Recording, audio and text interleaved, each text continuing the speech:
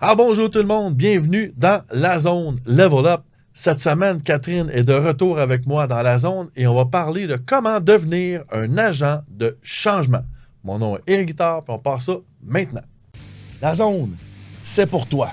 Que tu sois entrepreneur ou parent. Si tu as conscience que le mindset, la confiance en soi et l'estime de soi sont essentiels à ton succès, ben, la zone est là pour toi. À chaque semaine, on va parler entrepreneuriat, mindset, leadership et succès. Je te remercie de passer ce beau temps avec moi. C'est parti! Catherine, Éric. Catherine, de retour dans la zone. Oui. Merci beaucoup d'être là. Merci à toi. Dernier épisode super trippant. Si vous ne l'avez pas écouté, allez l'écouter. Vraiment, vraiment cool. On parle de courage dans le dernier épisode. Ouais. Et aujourd'hui, on parle de devenir un agent de changement. Oui. C'est quoi ça? Un agent de changement. Ou toi, tu appelles ça souvent aussi un acteur de changement. Mhm. Moi, j'appelle ça un agent de changement. C'est synonyme. On veut dire la même chose. Ouais. Mais c'est quoi d'abord et avant tout? Puis c'est quoi ta perception de Ouais. c'est quoi un agent de changement? Ben, pour moi, un agent de changement, c'est quelqu'un qui reconnaît qu'il a le pouvoir d'inspirer les autres. Pas nécessairement inspirer les autres à devenir comme lui, mais d'inspirer les autres à faire un certain travail sur soi et d'incarner certaines valeurs ou certaines ambitions, ou d'incarner le changement qu'il désire voir chez les autres aussi. Donc, pour moi, l'acteur de changement ou l'agent de changement, c'est vraiment quelqu'un qui va prendre conscience de ce qu'il désire vraiment pour lui, de le mettre en action et de chercher à inspirer les autres à en faire autant, finalement. OK. Donc, de prendre un rôle de leadership. Oui, absolument. Donc, fait que la notion de leadership, leadership de soi, donc que cette personne-là soit capable de reconnaître ses forces, ses intentions de contribution. Donc, c'est ça, dans la partie de leadership, pour moi, il y a de développer son propre leadership, mais aussi de pouvoir se mettre en posture où les autres autour de soi sont favorisés, dans une posture favorisante pour qu'eux puissent développer leur propre leadership aussi. C'est drôle parce que je me souviens que des fois, je jase justement avec des gens de leadership. La perception que les gens ont souvent d'un leader, là, puis je vais le mettre en guillemets, là, un leader, c'est quelqu'un qui dirige, qui est un boss. Hein? Puis on n'est pas là, on n'est pas là du tout. Pas Là. On du n'a pas tout. cette perception-là, nous, notre Non. leadership. D'abord et avant tout, c'est de l'auto-leadership, hein, d'apprendre à devenir un bon leader pour soi-même, right? Absolument, absolument. Fait que pour moi, dans l'acteur de changement, va prioriser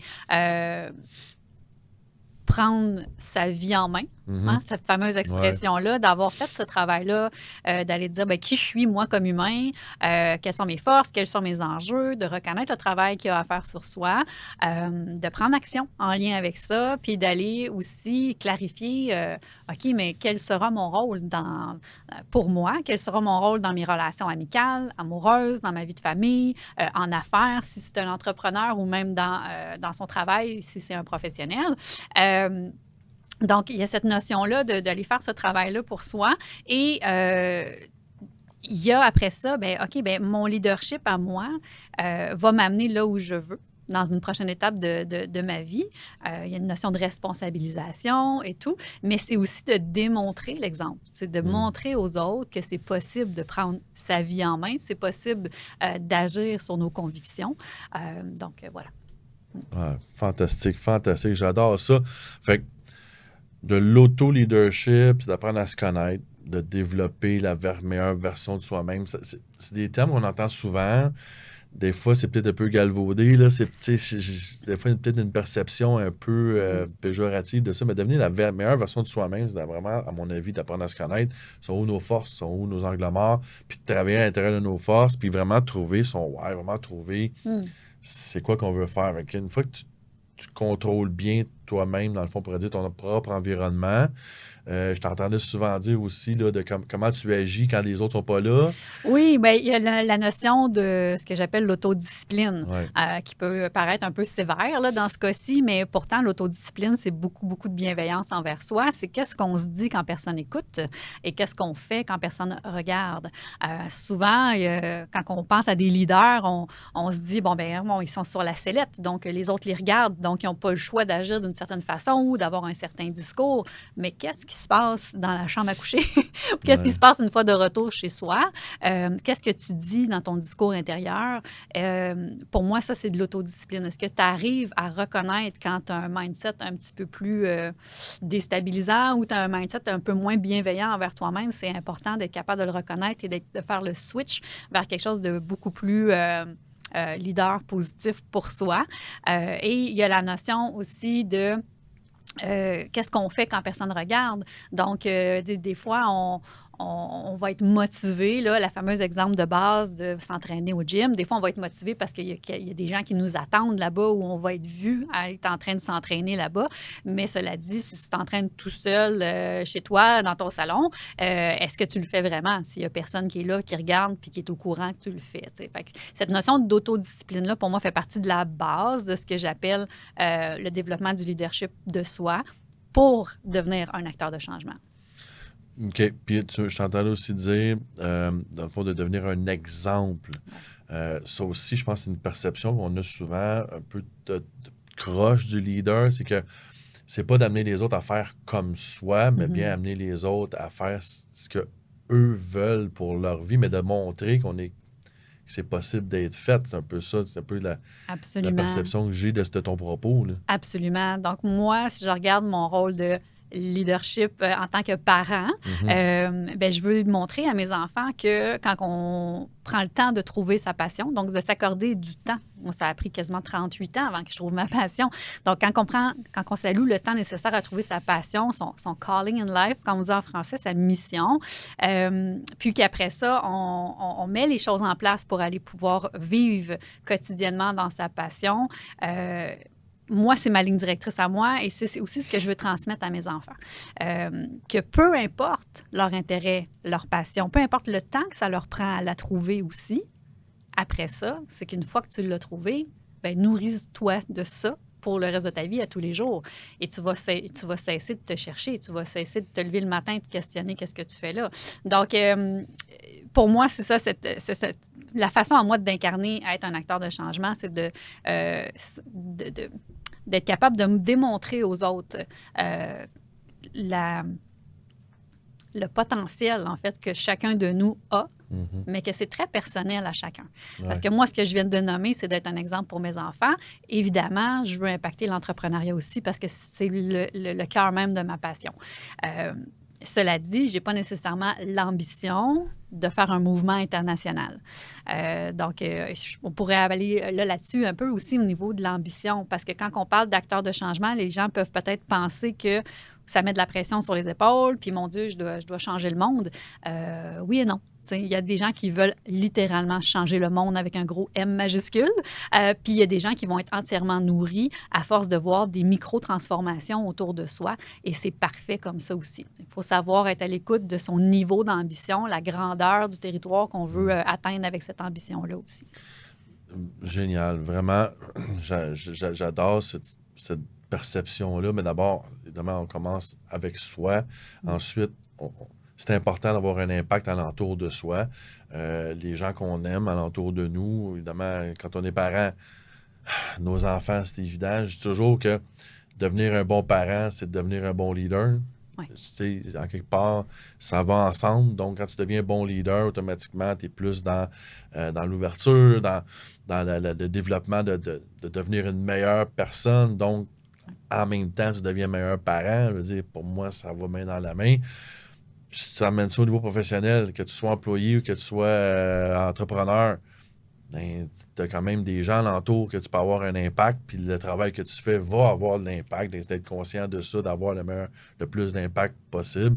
Mais la société dans laquelle on vit également, moi, je parle souvent de bénévolat, de s'impliquer, de trouver quelque chose dans lequel on peut donner un peu de temps puis un peu d'énergie. Ça peut faire une énorme différence. Je veux dire, changer la vie d'une personne pour cette personne-là, tu viens de changer son monde. Exact. Fait qu'on n'est pas obligé de changer, d'aller aider nécessairement en Afrique ou quelque chose. Des fois, on a cette perception-là de on va aller, je vais aller faire un voyage humanitaire en Afrique. C'est pas nécessaire. Oui, mais c'est beau parce que je connais des gens qui l'ont fait dernièrement. Ça c'est pas vraiment spectaculaire.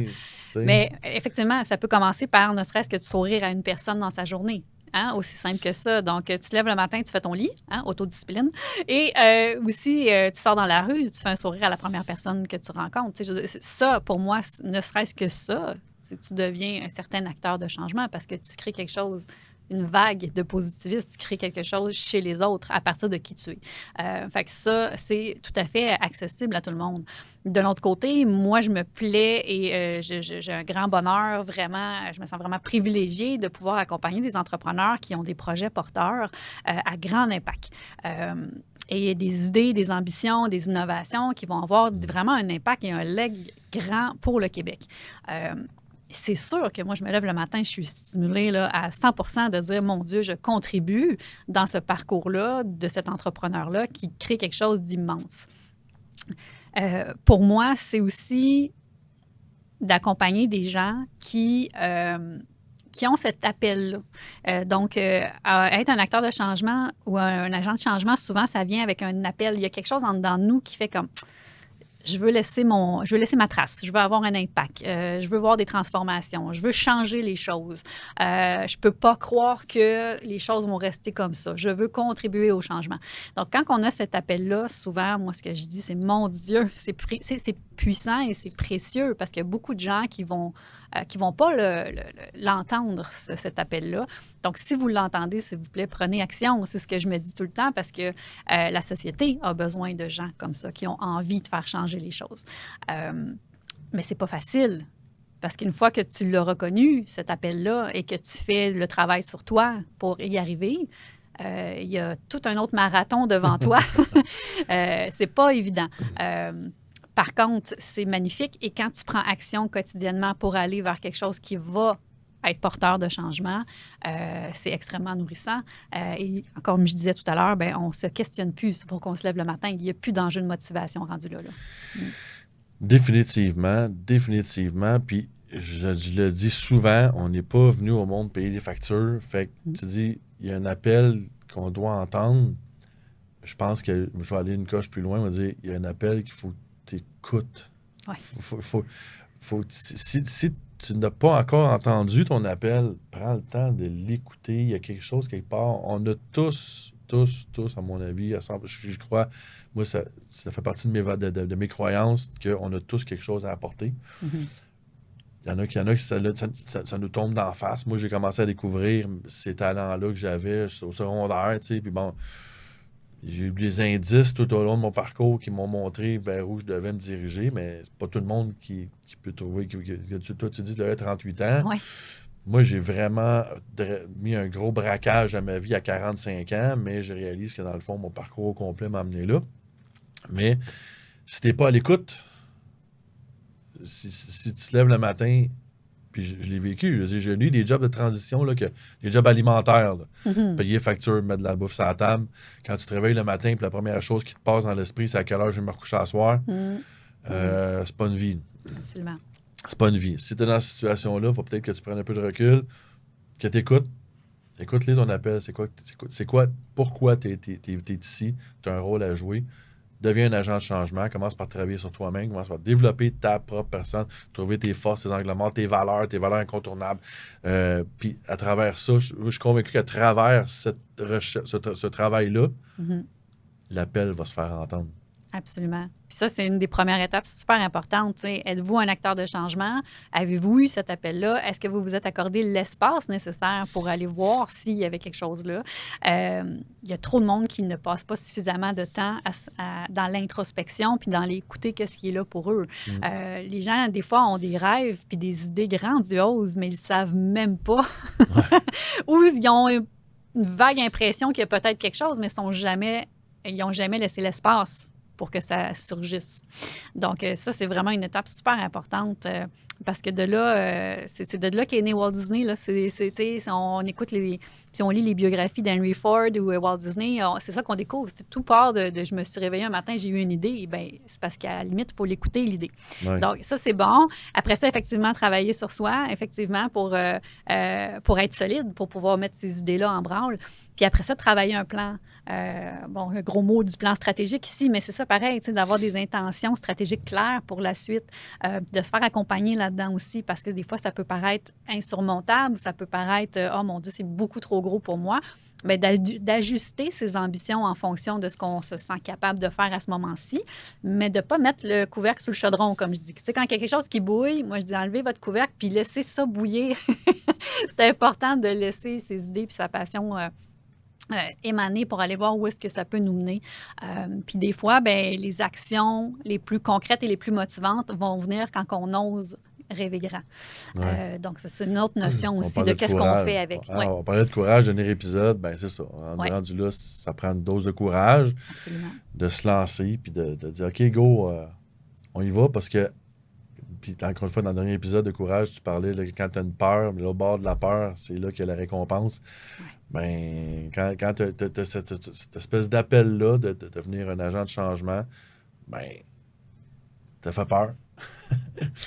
Une dose de courage. On passe à travers l'écran de fumée de la peur, parce que ça aussi, on en a parlé dans l'épisode, c'est souvent juste un écran de fumée. Super bel épisode. J'ai adoré notre discussion encore. Hey, la gang, s'il y a quoi que ce soit dans l'épisode d'aujourd'hui qui vous a fait vibrer, qui a fait dresser des poils ses bras, qui vous a allumé, transférez cet épisode-là aux gens que vous aimez. C'est un message qui doit circuler. N'hésitez pas donc également à mettre les thumbs up, les étoiles, peu importe le système de ranking utilisé par la plateforme sur laquelle tu écoutes cet épisode. On se revoit la semaine prochaine, tout le monde. Merci beaucoup de votre temps.